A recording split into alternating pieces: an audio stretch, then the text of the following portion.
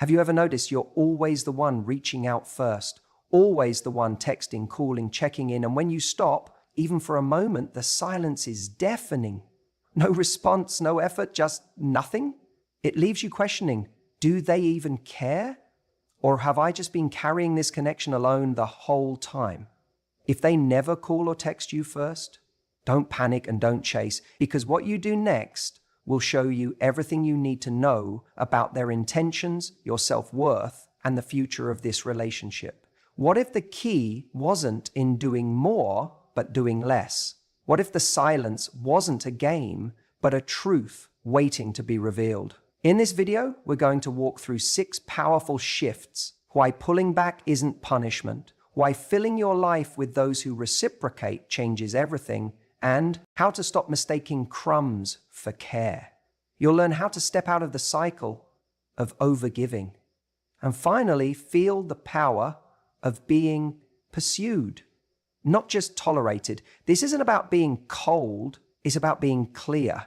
Because once you raise your standard, you stop begging for the bare minimum and start attracting so much more. If you're always the one reaching out first, the one texting, calling, checking in, then at some point you have to ask yourself a very honest question. Am I in a relationship or am I in pursuit? There's a massive difference between someone being busy and someone being disinterested. And we get that confused all the time because we want to believe the best in people. We say, oh, maybe they're just not good at texting, or maybe they've had a stressful week. And sure, life gets busy, people have off days. But when the pattern is consistent, when you're always the one initiating, you're not just dealing with a busy schedule anymore. You're dealing with someone who isn't prioritizing you. We chase people sometimes, not because they're giving us a lot, but because they're giving us just enough to keep us hanging on. That little spark, that occasional reply, that half-hearted compliment, we cling to that like it's proof that something meaningful is happening here. But is it really? Or are we just desperate for connection where connection isn't being offered? There's something powerful about recognizing the difference between effort and availability. Someone can be physically available. They might be single. They might answer your texts eventually. They might even hang out with you from time to time. But are they emotionally available? Are they genuinely interested in knowing you, investing in you, building with you? You see, when someone's truly interested, you won't be stuck in guessing games. You won't wonder if today's the day they'll finally text first. People who value you show it. It's not about grand gestures, it's the little things, the check-ins, the random thinking of you messages, the consistent interest. You won't need to be Sherlock Holmes trying to decode silence. Their actions will speak loudly and clearly. The danger is, when we constantly reach out first, we start to shrink our own value. We tell ourselves that maybe this is just how love works. Maybe the more I give, the more I'll get. But relationships don't thrive on imbalance. You cannot manufacture connection. You cannot force someone to care. And you definitely can't build a healthy relationship if you're the only one building. The hardest part is the fear. The fear that if we stop texting first, the communication will die. And maybe it will. That's what terrifies people. That if they stop showing up, the other person won't step forward. And that confirms our worst fear. They never cared that much to begin with. But here's the truth. It's not your job to maintain someone else's interest. You don't have to be performing for love. You're not auditioning. You're not sending the first text to keep the connection alive, because it's your responsibility. If it dies when you stop trying, it was never mutual in the first place. It was a one-person show.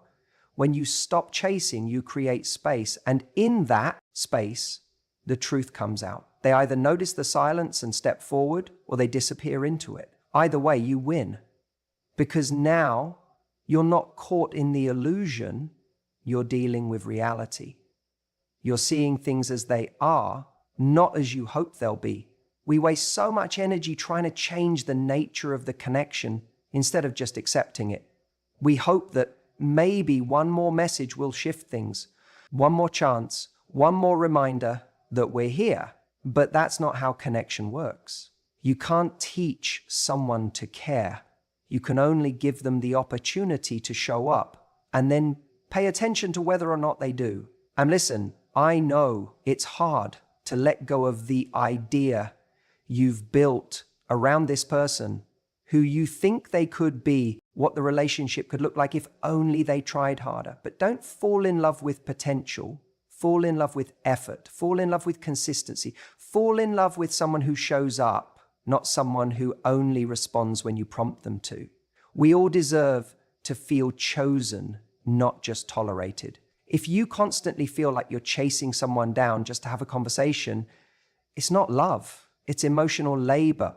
And love, real love, doesn't feel like labor. It feels like home. So if they never call or text you first, just stop. Not out of bitterness, not out of revenge, but because your energy is precious, your time is valuable, and the right person, they won't need reminders to value it. Just stop. Stop texting first. Let the silence speak. Most of yous are afraid of that silence. Terrified, really. We think if we don't keep the conversation going, if we don't reach out, if we don't make that effort, we'll lose them. We imagine them drifting further away, forgetting about us, finding someone else. So we panic. We reach out again. We send that message. We check in. We initiate again and again. But here's the truth. If someone never reaches out first, and the relationship is entirely propped up by your effort, then you haven't really lost something valuable when you stop. You've just stopped investing in a dynamic that was never balanced to begin with. Letting silence do its work isn't a punishment. It's not about being cold or manipulative. It's about creating a pause, a space to see what the other person chooses to do when you're not filling the gaps for them. Because people reveal their priorities not just in what they say, but in what they do when they're not prompted. Think about it. If you're always the one saying hi, always the one checking in, always the one suggesting plans, and they're happy to respond but never reciprocate without your lead, that tells you everything you need to know.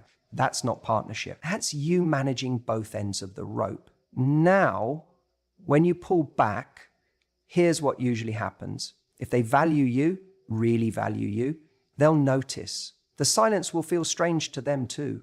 They'll feel the absence of your presence and think, wait, I haven't heard from them.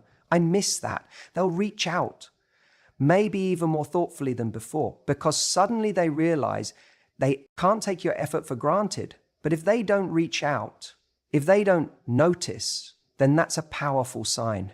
It's a hard pill to swallow, but it's also a gift.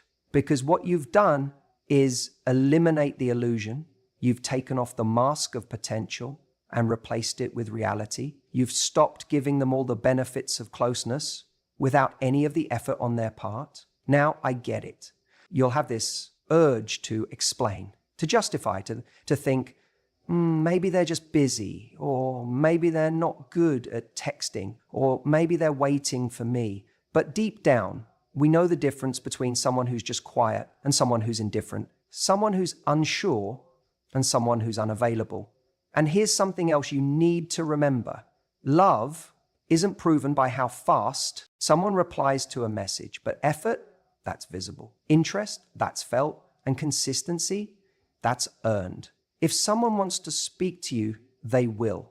Maybe not instantly, maybe not in a flood of texts, but they'll reach out. They'll make time. They'll show that you matter to them. When you always make the first move, you don't give them a chance to do any of that. You don't get to see what they'd actually do without your constant presence prompt. And that's important because the person who's meant for you won't be indifferent to your distance. They'll close it. There's this voice that comes up when we stop reaching out. It says, what if they never talk to me again? And here's the harsh but liberating answer. If they don't, that tells you everything. If the silence is permanent, then the connection was conditional. We spend too much time trying to keep low-effort people in our lives because of the way they could be, instead of accepting them as they are. We fantasize about potential, about how they were that one time they seemed interested, about the chemistry, but we forget that any real connection is built on mutual effort, not memory. So, stop texting first, not to play games, not to make them chase you, but to restore balance, to give yourself space to see clearly, to give them the opportunity to step up and to see whether they even want to. And most of all, to remind yourself that your energy is valuable. Your effort is meaningful, and you shouldn't have to beg someone to notice either. If someone doesn't call, doesn't text, doesn't try, it's not your job to convince them to care. Your job is to protect your peace and align yourself with people who don't need reminders to value you. Let the silence speak. It always tells you the truth. You're not needy for wanting attention. You're human. We all want to feel like someone is thinking about us, missing us, reaching out because they want to, not because they have to. That need for connection, that little spark of wanting to feel seen, it's completely natural. But what isn't natural, what becomes toxic, is when we start believing that we have to earn someone's attention just to feel worthy of it. When we tie our value to whether or not someone sends a text back, or initiates a call, or shows up consistently, we start shrinking ourselves to fit into someone else's level of effort. And that's where we lose ourselves. There's a very real difference between wanting connection and needing someone in particular to give it to you. When you want to hear from someone and they don't reach out, it can feel like rejection. But when you need them to reach out in order to feel okay, that's where the danger lies, because now you're outsourcing your sense of self-worth to someone who might not even be thinking about you. You're handing over the keys to your confidence and saying, here, you get to decide how good I feel about myself today. And that's a position of weakness, not love. What you have to remember is your worth doesn't increase because someone finally texts you back. It doesn't decrease because it's not a sign to work harder. It's a sign to look deeper. Ask yourself, why am I settling for this dynamic? Why does it feel normal to give more than I receive? Sometimes it's not even about that person anymore. It's about an old pattern, maybe even something you learned in childhood where you had to earn love or prove your worth. So now you're unconsciously drawn to people who give you just enough to keep you hoping, but never enough to feel secure. And you think that if you can just win their attention, it'll heal something inside you. But it won't. It'll just keep the cycle going.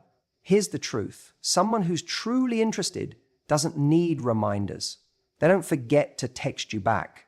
They don't ignore you for days and then expect everything to be normal when they reappear. They don't keep you guessing about where you stand. That's not how people behave when they value someone. You've probably had friends or family members who do show up consistently. You've seen what effort looks like. You know the difference. So stop pretending you don't. Stop lowering your standard just because your heart is invested. You can care about someone deeply and still decide that you won't tolerate breadcrumbs. It's okay to be disappointed. It's okay to wish they'd step up, but don't confuse that wish with reality. Don't keep waiting for a version of them that only exists in your imagination. You deserve someone who doesn't just respond when it's convenient, but reaches out because they're thinking of you.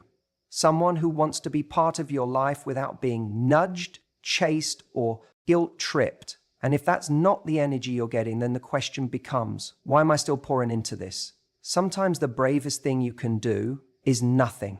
You stop initiating, you stop over-explaining, you stop making excuses for someone else's lack of effort, and instead you sit with the discomfort because yes, it's uncomfortable at first. The silence can feel loud, but over time that silence becomes clarity, and clarity becomes peace. When you're not constantly waiting for a message that may never come, You start focusing on things and people who actually make you feel wanted. And the moment you stop chasing the person who never calls or texts first, you make room for the one who always will. You ever notice how we tell ourselves stories to avoid uncomfortable truths?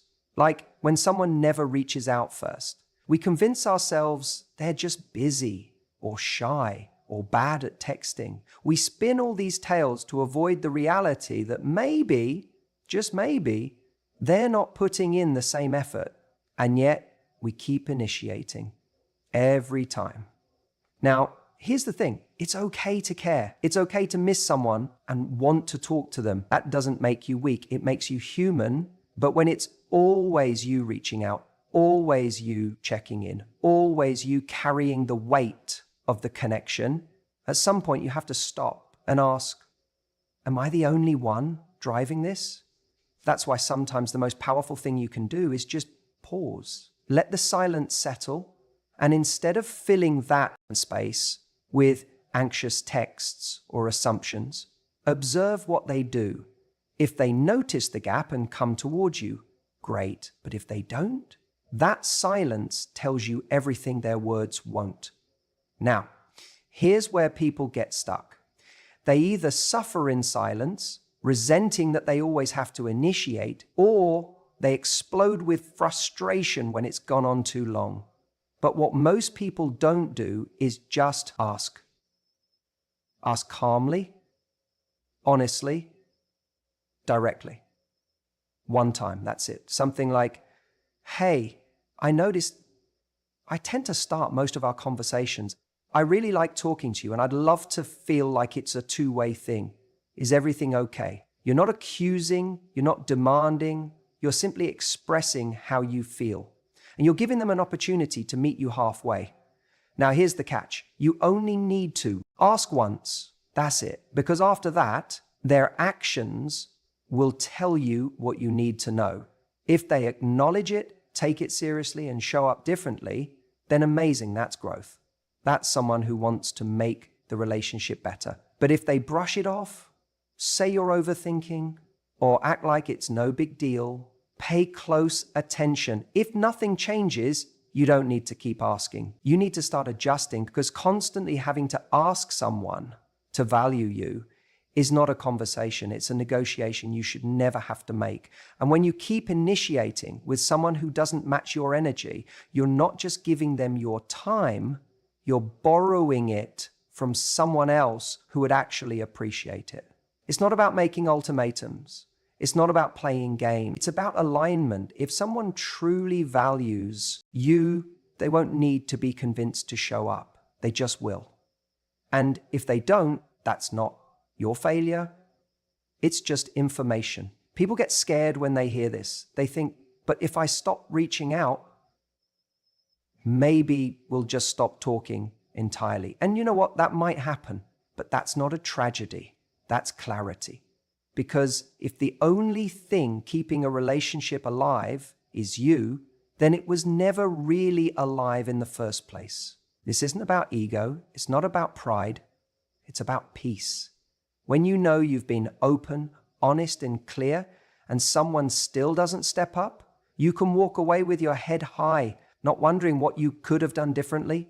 You already did what most people avoid. You faced the truth head on.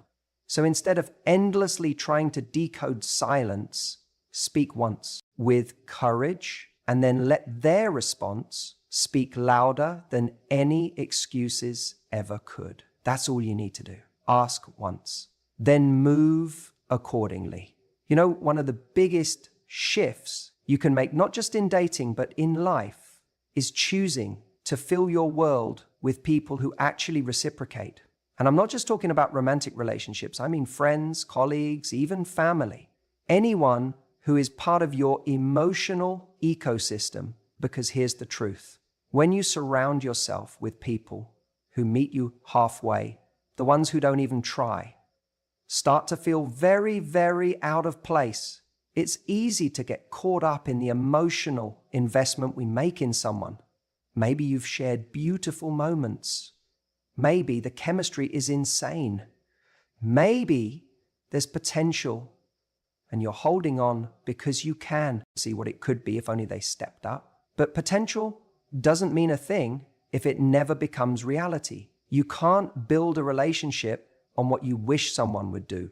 You have to respond to what they're actually doing right now. If you're the one constantly sending the first text, always initiating plans, always putting yourself out there and getting breadcrumbs in return, ask yourself this: what are you teaching your brain to normalize? What are you telling yourself is acceptable? Because the people you spend time with don't just fill your calendar, they shape your emotional standards. And the longer you tolerate inconsistency, the more it becomes your new normal.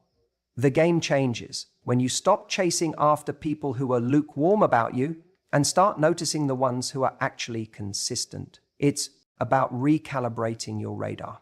Instead of interpreting someone's silence as a mystery you need to solve, you see it for what it is: lack of effort. And instead of feeling rejected, you recognize your worth and let that silence echo behind you as you walk away. Now, this doesn't mean cutting people off at the first sign of imperfection. Everyone has off days. Life gets busy, but there's a difference between someone who occasionally doesn't text back right away and someone who never takes initiative. If someone values you, you won't always have to wonder how they feel. They'll make it known, not with grand gestures, but with small, consistent actions. That's what real effort looks like. And here's the part no one talks about. When you start giving more energy to people who show up for you, something incredible happens. Your nervous system begins to relax. You're not constantly questioning if someone likes you. You're not anxiously checking your phone waiting for a reply. You feel safe, seen, secure. And that's when you realize that love, real love, doesn't feel like a roller coaster. It feels like a soft place to land.